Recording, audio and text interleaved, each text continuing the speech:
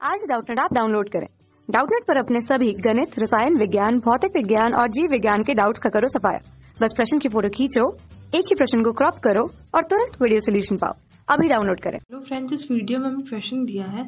एक यौगिक में सोडियम, सल्फर, हाइड्रोजन व ऑक्सीजन तत्व उपस्थित है। इन तत्वों की परसेंट मात्राएं दी हुई है। हमें यौगिक का अणुसूत्र ज्ञात कीजिए। यौगिक में उपस्थित सभी हाइड्रोजन परमाणु H2O के रूप में स्थित है। क्रिस्टलीय यौगिक का सूत्र ज्ञात कीजिए यदि इसका मोलर द्रव्यमान इतना है। हमें ना इनका परसेंट दिया हुआ है कि जो यौगिक है उसके अंदर इतना परसेंट सोडियम, इतना सल्फर, इतना हाइड्रोजन है और जो बचा हुआ है वो ऑक्सीजन है। क्योंकि 100% ही होगा तो 100 में से इन सबको माइनस कर देंगे, वो ऑक्सीजन का आ जाएगा। और यौगिक का सूत्र ज्ञात करना है हमें। और ये बोला है जितने भी हाइड्रोजन है ना वो सब H2O की फॉर्म में उपस्थित है, मतलब H2O भी होगा उसके अंदर, उसका हमें सूत्र ज्ञात करना है। ठीक है, सबसे पहले हम क्या करेंगे, सबसे पहले हमें इसका निकालना होगा कि परमाणुओं की संख्या कितनी होगी। आपेक्षित करके परमाणुओं की संख्या निकालनी होगी। ऑक्सीजन ये तो होगा इसका परसेंट। सोडियम हमें दिया है 14.28%, सल्फर है 9.92% और हाइड्रोजन है 6.20% और जो बचा हुआ 69.6% है वो होगा ऑक्सीजन के लिए।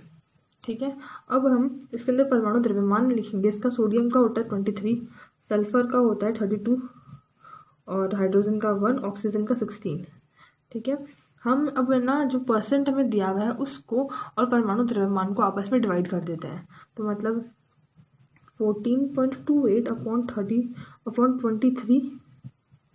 ठीक है, ये करेंगे 9.92/32 करेंगे और 6.20/1 और 69.6/16 ये करेंगे।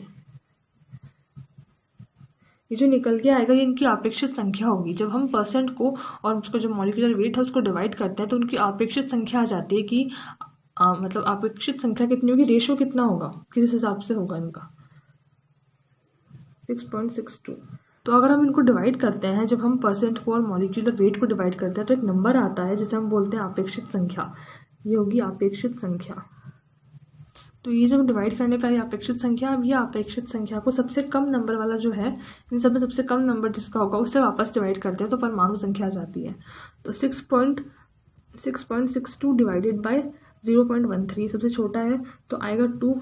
अब 0.62 को डिवाइड करेंगे हम 0.31 से तो 2 आ जाएगा। फिर 0.31 ही है यहाँ पे, इसको इसी से डिवाइड करेंगे तो 1 आ जाएगा।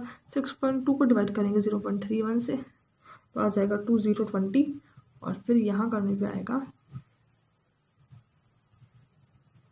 14। तो ये परमाणु संख्या है कि उस तत्व के अंदर जो सोडियम है वो 2 होंगे, सल्फर 1 होगा, हाइड्रोजन 20 और ऑक्सीजन 14 होंगे। तो ये इस तरह से आ जाती है अपेक्षित परमाणु संख्या कि एक दूसरे के कितने उपस्थित होंगे। ये तो है अपेक्षित परमाणु संख्या और ये होगी कि उस तत्व के अंदर कितने उपस्थित है परमाणु। तो हमने कैसे निकाला, पहले परसेंट को और ना हमने मॉलिक्यूलर वेट को डिवाइड किया तो है अपेक्षित संख्या। अपेक्षित संख्या के अंदर अपेक्षित संख्या में जो सबसे छोटा था उसको डिवाइड कर दिया हमने सबसे, उसको डिवाइड करने पे आई परमाणु संख्या। अभी परमाणु संख्या के सबसे जो कंपाउंड बनेगा वो क्या होगा, सोडियम कितना है 2 है, Na2, S 1 ही है, H20 और O14। अब हमें क्वेश्चन में क्या दिया हुआ है कि जितने भी हाइड्रोजन होंगे ना, सभी हाइड्रोजन वो किसकी फॉर्म में है, H2O की फॉर्म में है। तो यहाँ पे 10 H2O उपस्थित है। तो इसका अब आइडियली क्या होना चाहिए, Na2S, ऑक्सीजन तो है ही नहीं यहाँ पे, 10 H2O निकल गए यहाँ से, है ना। तो बचे कितने, O4.10 H2O, है ना। तो ये इसका क्या होगा, मॉलिक्यूलर फॉर्मूला होगा इस तरह से। ये जो हमें यहाँ दिया है ये मूलानुपाती सूत्र है, मतलब कि मूलानुपाती सूत्र का मतलब है जैसे अगर हम यहाँ पे C2H6 लेते हैं, एथेन लेते हैं, तो जो एथेन का ये अणुसूत्र है, ये अणुसूत्र है एथेन का, और जो मूलानुपाती सूत्र होगा, मूलानुपाती सूत्र होगा एथेन का CH3, ये इसका मूलानुपाती सूत्र होगा। मतलब कि ना एकदम इसका ना जो रेशो होता है उसको हम सबसे डिवाइड कर देते हैं, इसका मिनिमम रेशो होना चाहिए वो होता है। मूलानुपाती सूत्र के अंदर। तो ये जो हमें निकल के आता है इस मेथड से, ये वाला मूलानुपाती सूत्र है। हमें कैलकुलेट करना होता है कि जो करेक्ट फॉर्मूला होगा उस ना कंपाउंड का वो क्या होगा। हमें मॉलिक्यूलर वेट दे रखा है कंपाउंड का जो है 322 ग्राम। अब हम अगर निकालें तो यहाँ पे सोडियम का मॉलिक्यूलर वेट होता है 23 मल्टीप्लाई 2 प्लस सल्फर का होता है 32 मल्टीप्लाई 1, ऑक्सीजन का होता है 16 मल्टीप्लाई कितने ऑक्सीजन है 14 ऑक्सीजन है प्लस हाइड्रोजन का 2 होता है और हाइड्रोजन है 20। इन सबको मल्टीप्लाई करके जो आंसर निकल के आता है वो इतना ही है।